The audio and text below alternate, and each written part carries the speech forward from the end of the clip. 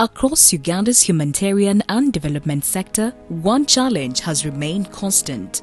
The trust challenge QuAMPlus set out to address and why it still matters today. Local and national organizations are leading change in communities every day, but too often, they face repeated due diligence checks, fragmented assessments, duplicated processes that slow access to funding and partnerships.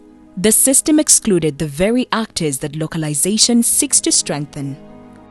In 2006, Uganda's civil society took a bold step. Uganda National NGO Forum and Denver launched the Uganda NGO Quality Assurance Mechanism, QuAMPlus, not as a donor tool, as a sector-owned commitment. We at the Uganda National NGO Forum are at the forefront of the regulatory mechanism, which we call the Quality Assurance Certification Mechanism.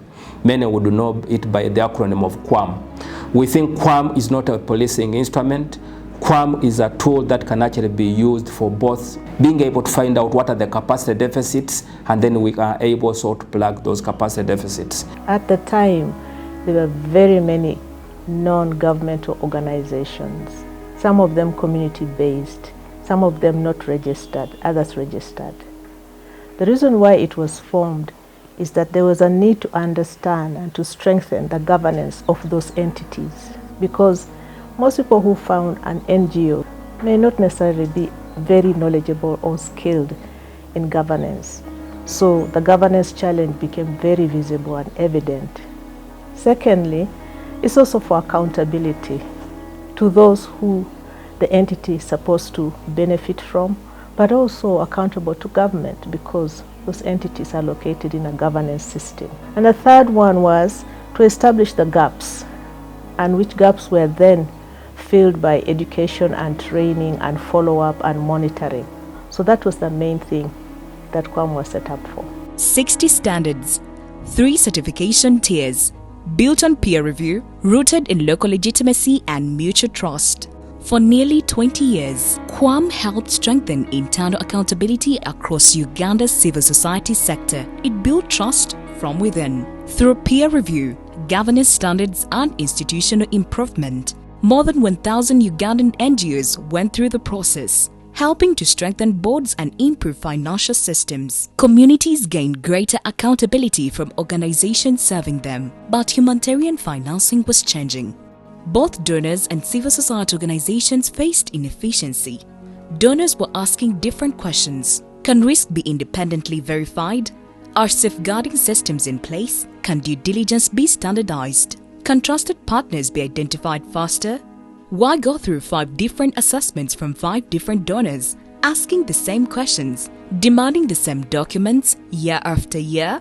The duplication was costly, the fatigue was real, and many credible local actors still struggle to access funding. QuAMPlus certification did not reduce donor scrutiny. It did not open funding doors. In 2025, QuAMPlus was officially launched not as a replacement for QuAMPlus, but as its next evolution, Uganda's national passporting mechanism for civil society credibility.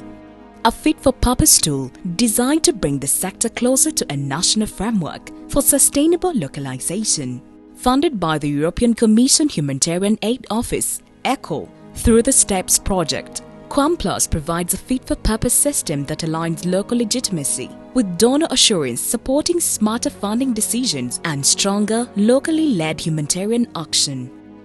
QuAMPlus, what it does is that it strengthens what existed, but takes it beyond.